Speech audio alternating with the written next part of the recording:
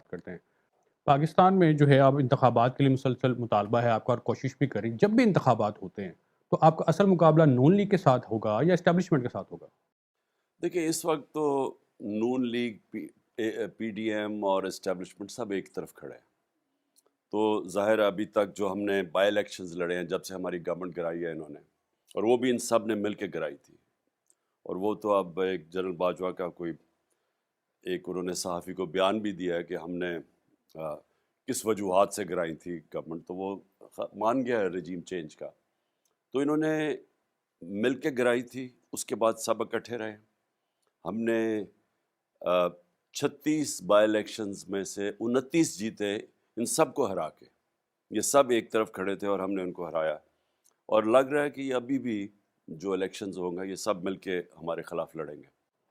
آپ جب سے حکومت سے نکلے ہیں اور جب سے اسمبلیاں تحلیل ہوئی ہے، آپ میڈیا کی ہیڈ لائن تو بن رہے ہیں، لیکن آپ کو نہیں لگتا کہ آپ اپنے سیاسی اہداف نہیں حاصل کر سکے، جو کہ آپ کی ایک سیاسی ناکامی ہے، سیاسی مخالفین سمجھتے ہیں؟ دیکھیے اس وقت تو ہماری ایک ہی کوشش تھی، صاف اور شفاف الیکشن۔ صاف الیکشن تو ہو نہیں سکتے اور شفاف الیکشن ہو نہیں سکتے یہاں، لیکن الیکشنز ہو سکتے ہیں، کیونکہ الیکشن کمیشن بھی ان کے ساتھ ہی کھڑی ہوئی ہے، اسٹیبلشمنٹ ان کے ساتھ ہے، پارٹیز ان کے ساتھ ہے۔ اب انہوں نے کیئر ٹیکر گورنمنٹس پنجاب اور کے پی میں جو بنائی ہیں، وہ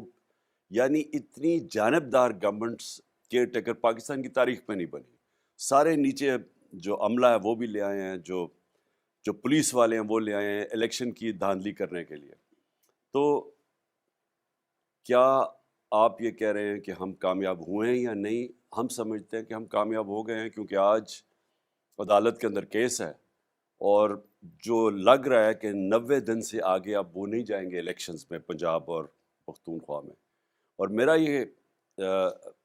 یہ سوچ ہے کہ اگر ان دو صوبوں میں جو کہ 66% پاکستان ہے، اگر یہاں الیکشنز ہو گئے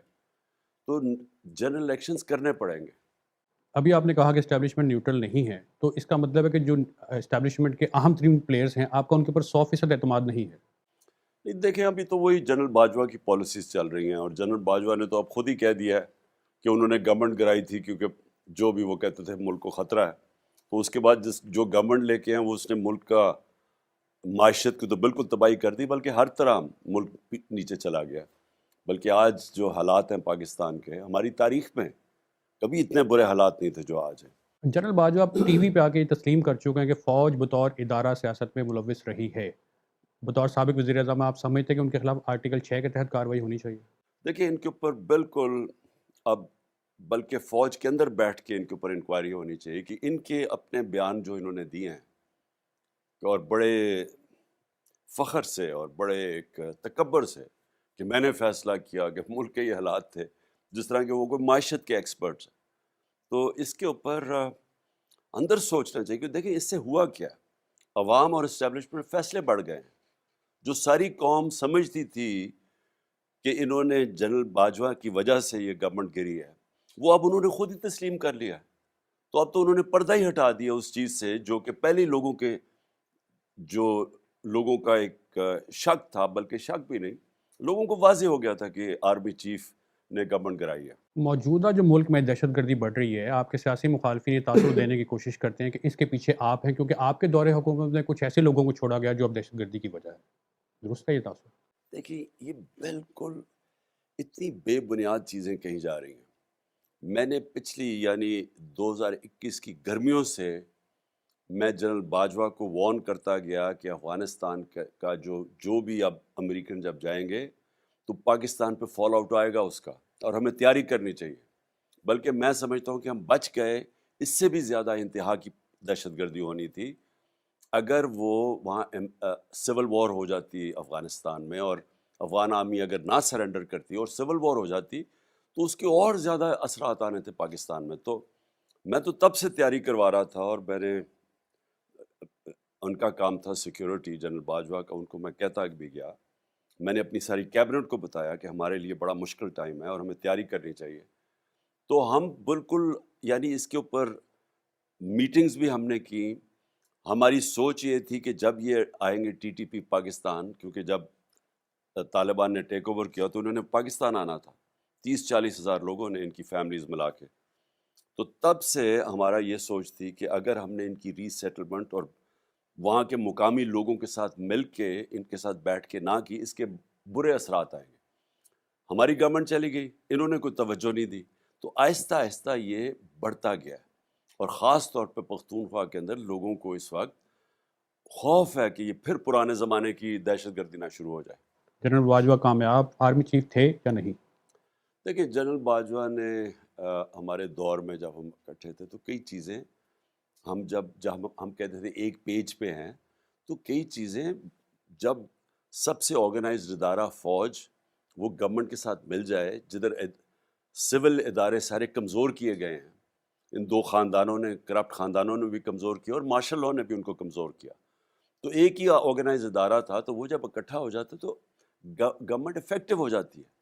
لیکن جو انہوں نے یہ سازش کر کے رجیم چینج کی،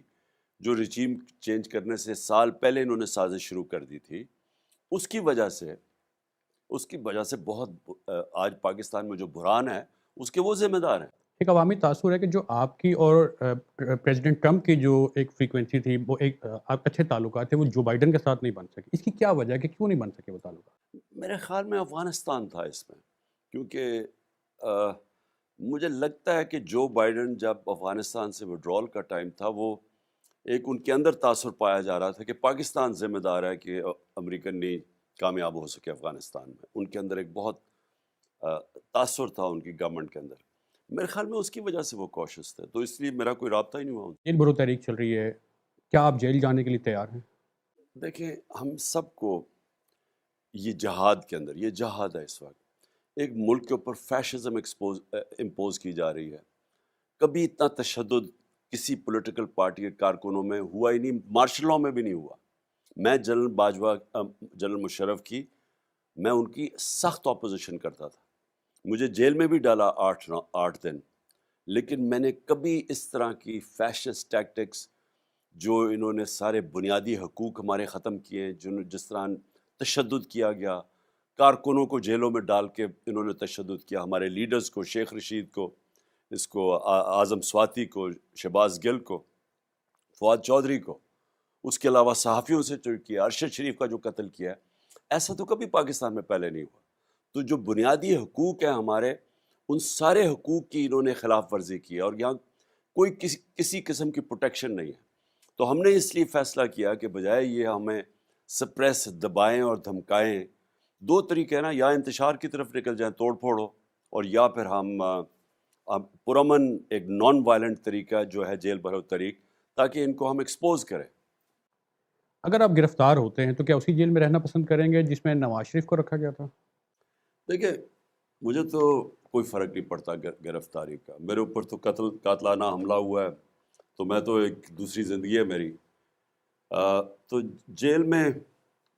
جانے سے مجھے تو کوئی خوف نہیں ہے، اور خاص طور پہ آج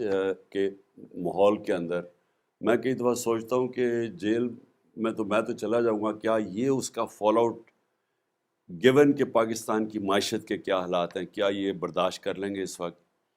اور مجھے لگ ایسے رہا ہے کہ ان کو صرف اور صرف ڈر لگا ہوا ہے کہ کسی نہ کسی طرح عمران خان کو الیکشن نہ لڑنے دیا جائے، چاہے جیل میں ڈالو، چاہے ڈسکوالیفائی کرو، کیونکہ سب مل کے بھی خوف زدہ ہیں کہ جب بھی الیکشن ہوں گے یہ سب ہار جائیں گے۔ وائس آف امریکہ کو ٹائم دینے کا بہت شکریہ۔